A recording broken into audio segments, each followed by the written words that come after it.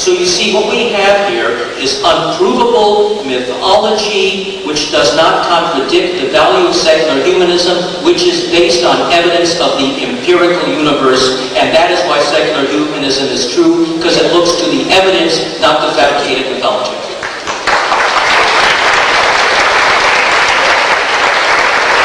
Now I have 5 minutes closing statement by Dr. Craig. In my closing speech, let me attempt to draw the threads of the debate together this evening.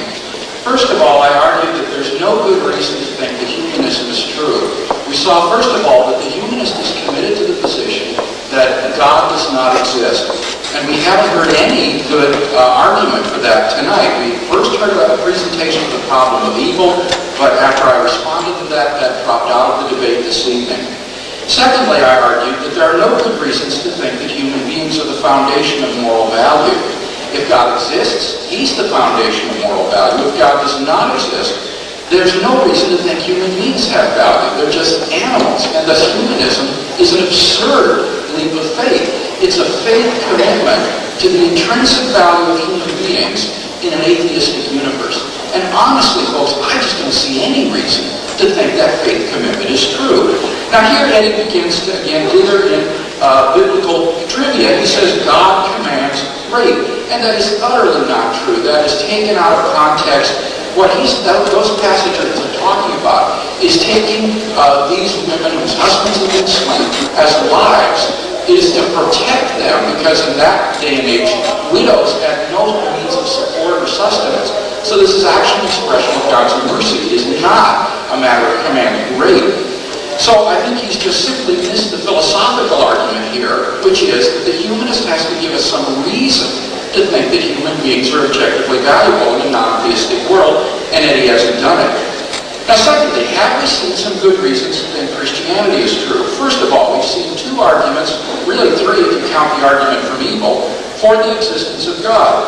First, the cosmological argument. Here Eddie reduces his argument now to simply saying that when the bowling ball rests on a cushion, it first presses in and then the cushion goes down. No, I'm talking about if the bowling ball has been resting on the cushion, say, from eternity. The cause and effect are simultaneous. Or think of links in a chain, one supporting the other. The causation is simultaneous. Similarly, the cause of the origin of the universe is simultaneous with the creation of the universe. And he says, but you're making God pop into existence. Obviously not. I said he's a timeless, uncaused, necessary being. And he says, well, then he's an exception to the causal principle. No, the causal principle is whatever begins to exist has a cause. Something cannot come into existence out of nothing. So God isn't an exception to the principle. Rather, the principle simply doesn't apply to God because God never began to exist. What about the contingency argument? Well, I argue here that if everything has a reason for its existence and the universe is a thing, the universe must have a reason for its existence, and Eddie did not refute the argument. So we've got good grounds for thinking God exists.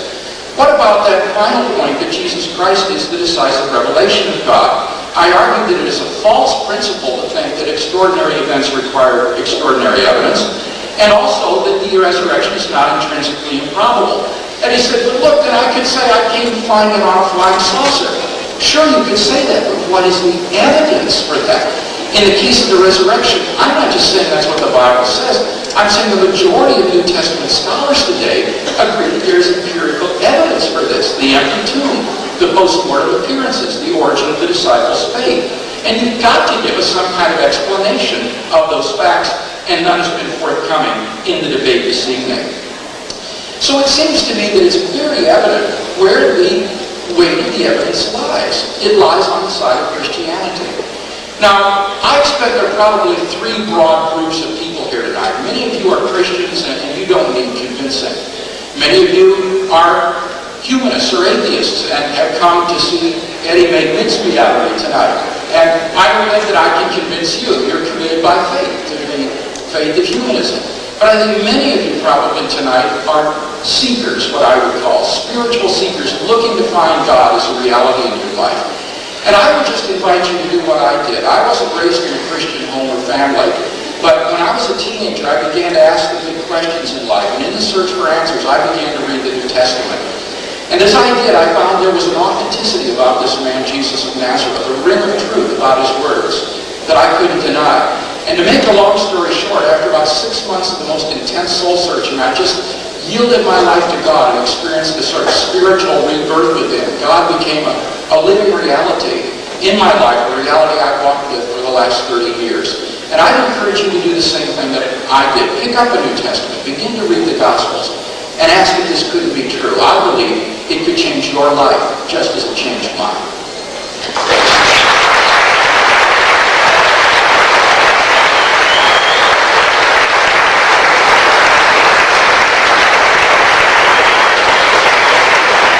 We will now have a 20-minute question and answer period. Anyone who is interested in asking a question, if you would stand in line behind one of the two mics here.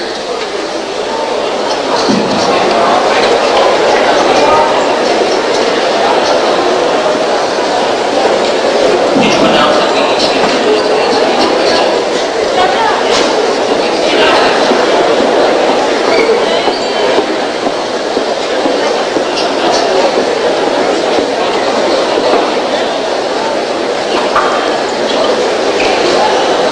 When you ask a question, please, the most important thing is to please be sure to address one of the two speakers.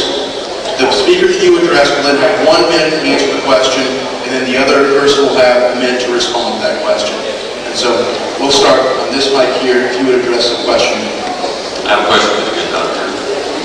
If as humans, we have a right to expect from an all-merciful, all-powerful God an unambiguous blueprint for salvation, as opposed to direct proof for some and hearsay for the rest of us,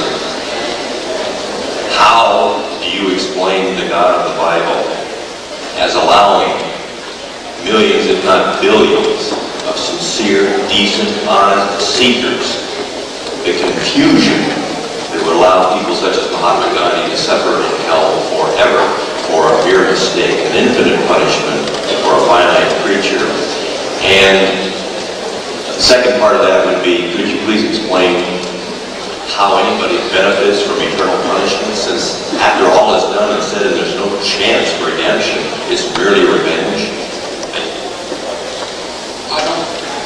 Is this on? I think I dealt with that question in the debate tonight. That was one of Eddie's main points. First of all, I said that's not an essential doctrine of Christianity, and therefore that's not really an issue for the debate this evening. But secondly, I said that I think God simply has to give a sufficient revelation of himself. And the Bible says that he's done that. I believe that any sincere inquirer after truth will come to know God in a personal way. And I would also say that it's very possible that God has so providentially ordered the world that all those who would freely respond to his love and grace, if they were to hear about it, are born at times and places in history where they do hear about it. So as long as that's even possible, I think it shows that there's no incompatibility here. Well, of course, Dr. Craig just said that the infallibility of the Bible is something he doesn't want to get into tonight. So since he's left open the possibility that it's not infallible, let me just say that I believe that the Bible is fallible, and that it's a horrible mistake of the Bible to say that regardless of how good you are, you'll go to hell forever. I know a lot of sincere atheists and agnostics and Tibetan Buddhists and others who look very intently, including me over a lifetime, to try to find the truth. And I never got the internal message that unless I accept Jesus, I'm going to go to hell forever. Now, my mother, the Auschwitz survivor, gave up completely on life afterwards. She felt that all forms of religion, particularly Christianity, were very offensive. So she's now burning in hell. So it means that if Hitler had accepted Jesus a little before dying, he'd be in heaven. And now my mother and other Auschwitz survivors would be in hell. This is a ludicrous doctrine that stands on nothing whatsoever. Next question. To Dr. Craig. We are told that the... Aren't we supposed to have a question? As I understood, it would be an alternate. Sure. That sounds good. Then does someone have a question for Dr. Tabash?